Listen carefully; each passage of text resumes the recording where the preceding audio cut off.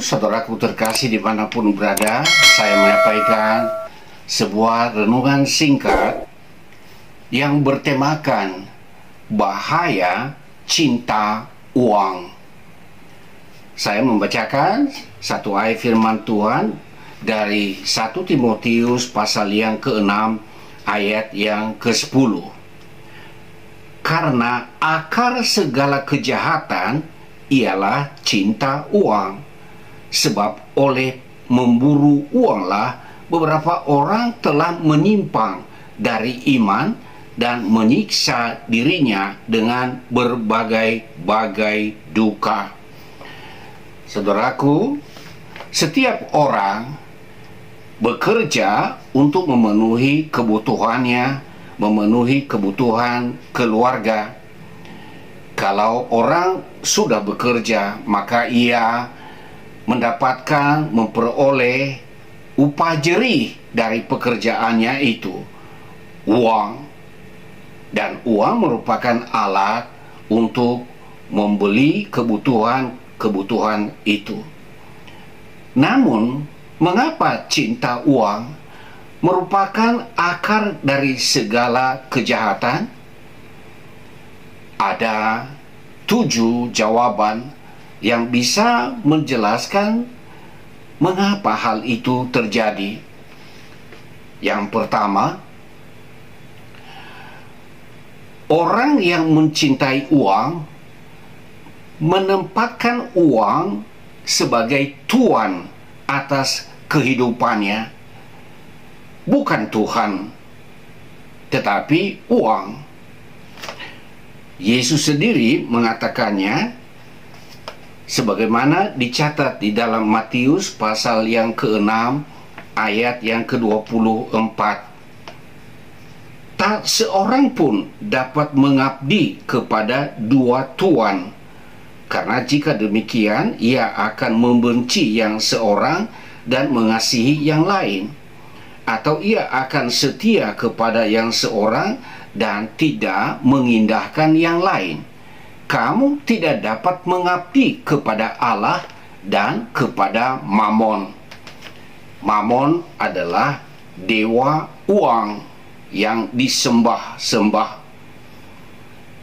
Saudaraku, Yesus tandaskan bahwa tidak mungkin dalam waktu yang sama seseorang mengabdi kepada dua tuannya, Tuhan dan Mamon. Pasti salah satu di antaranya ia lebih condong memilih sebagai tuan atas kehidupannya. Bagi orang yang cinta uang, maka uang ditempatkan sebagai tuan atas kehidupannya. Kalau yang mengendalikan kehidupan orang adalah uang, maka tujuan hidup manusia dimaksudkan uang, uang, dan uang. Karena ia bukan dikontrol oleh Tuhan, tetapi yang mengontrol kehidupannya adalah dewa uang. Alasan yang kedua, orang yang mencintai uang, uanglah yang menjadi utama, yang menjadi prioritas. Bukan Tuhan, bukan ibadah. Bagi orang yang cinta uang, Tuhan dan ibadah hanyalah tambahan saja, hanyalah pelengkap. Seperti orang kalau punya KTP, maka tidak mungkin ada KTP, tidak mungkin ada kartu keluarga tanpa ada data agamanya apa. Jadi bagi orang yang mencintai uang, memang nama agama penting baginya dalam kepentingan sosial budaya. Tetapi yang mengatur kehidupannya adalah hukum Mamon yang berlaku. Siapa yang kaya, dia menjadi pemenang. Firman Tuhan di dalam Matius pasal yang ke-6 ayat yang ke-33, Yesus berkata, "Tetapi carilah dahulu kerajaan Allah dan kebenarannya, maka semuanya itu akan ditambahkan kepadamu." Jadi, kehidupan yang benar, mencari Tuhan dan kebenarannya, hidup dalam kebenarannya, sesuai firman-Nya, itulah yang utama. Dan hal-hal harta kebendaan, uang, adalah hanya merupakan berkat-berkat tambahan. Alasan yang ketiga, orang yang cinta uang tidak menghiraukan peringatan atau larangan dari Tuhan. Sekalipun firman Tuhan sudah jelas berkata, jangan melakukan ini. Tetapi kalau ada ayat firman Tuhan yang mengatakan demikian, maka mereka cenderung untuk mencari alasan pembenaran. Misalnya, lebih baik aku melakukan beginilah daripada aku mencuri. Lebih baik aku mengerjakan ini daripada aku menjadi peminta-minta. Jadi, orang yang cinta uang, sekalipun ia tahu ada larangan dari Tuhan, namun baginya dia cari alasan-alasan pembenaran. Alasan yang keempat, orang yang cinta uang tidak pernah puas dengan uang, tidak pernah puas dengan harta yang ada padanya. Ia merasa masih kurang. Dan itulah yang diingatkan oleh firman Tuhan di dalam kitab Pengkhotbah pasal 5 ayat yang ke-9. Siapa mencintai uang tidak akan puas dengan uang, dan siapa mencintai kekayaan tidak akan puas dengan penghasilannya. Ini pun sia-sia.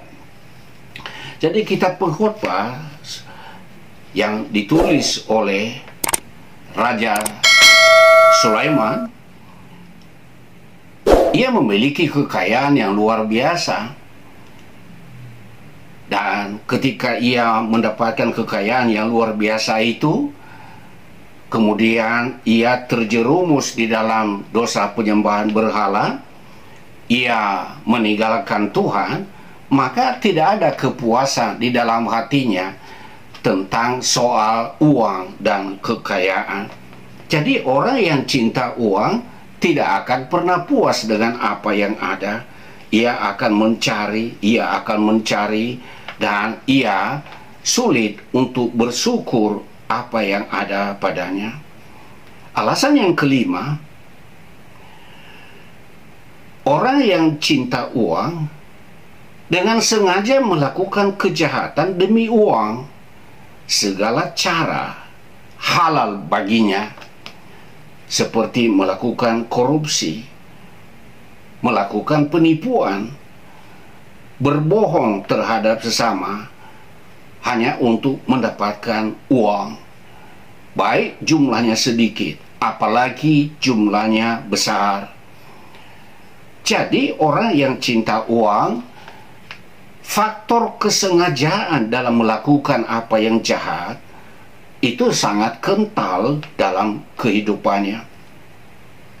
Alasan yang keenam, orang yang cinta uang kehilangan rasa malu, atau dengan kata lain, urat malunya terputus. Ia melakukan apa saja yang tidak sepatutnya ia lakukan hanya untuk mendapatkan sejumlah uang dari para sponsor. Saudaraku, secara khusus di Indonesia, menghadapi pemilihan umum yang sudah dijadwalkan tahun 2024, saat ini masing-masing partai sedang bergumul, sedang menimbang-nimbang mau berkoalisi dengan partai mana. Jadi nama calon presiden, nama calon wakil presiden belum juga diumumkan.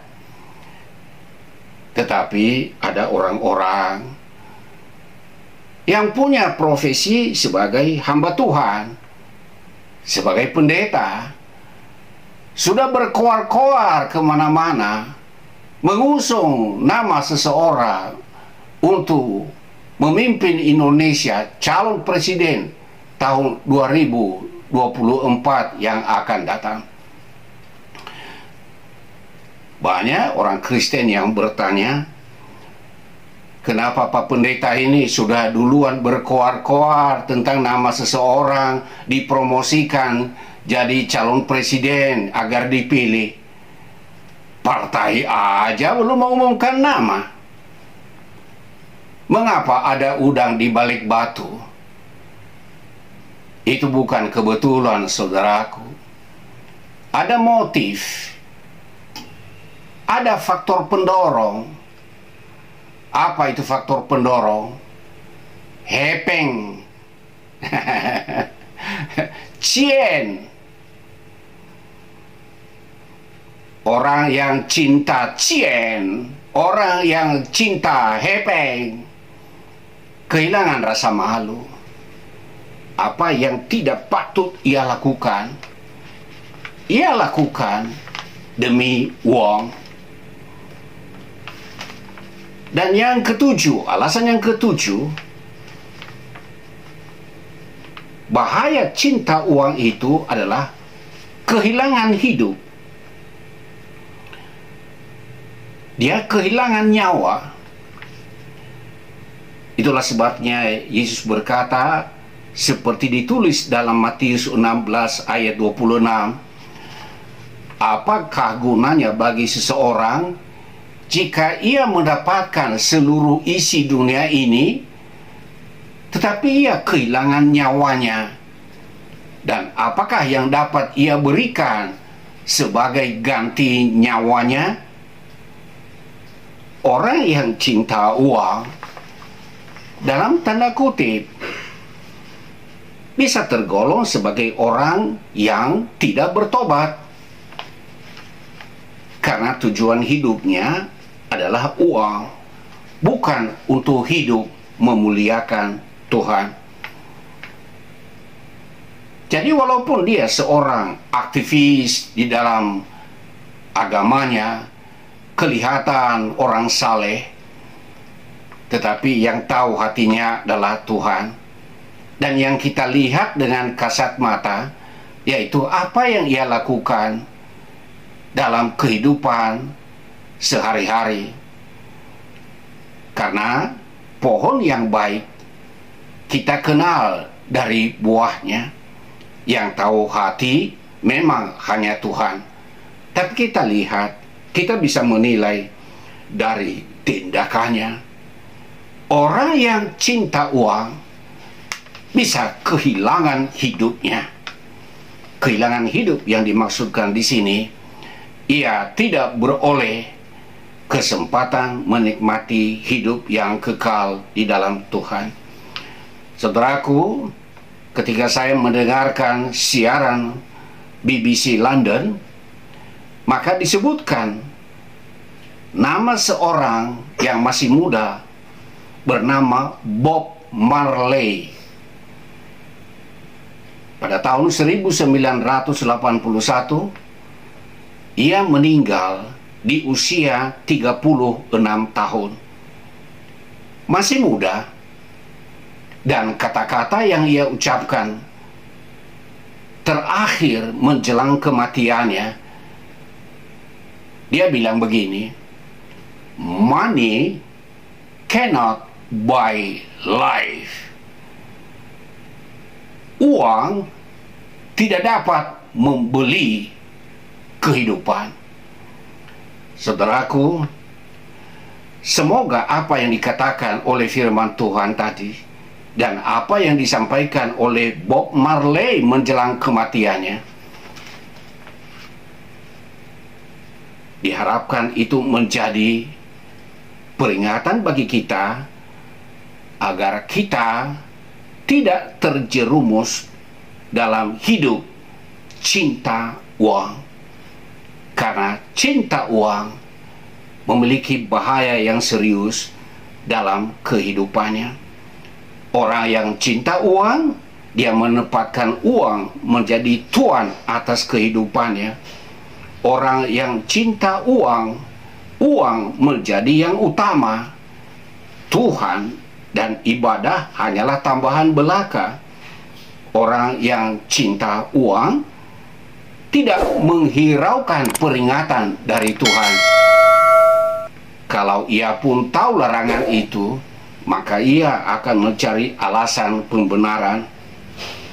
Orang yang cinta uang tak pernah puas dengan uang. Orang yang cinta uang sengaja melakukan kejahatan demi uang. Orang yang cinta uang kehilangan rasa malu, sehingga nilai-nilai etika moral dengan sengaja diabaikan.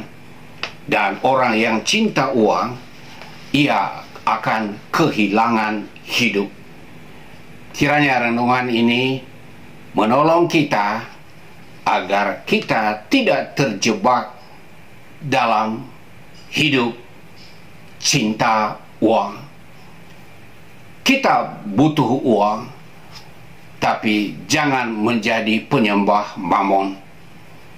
Kiranya renungan ini menjadi berkat bagi semua saudara-saudaraku dimanapun berada. Tuhan memberkati.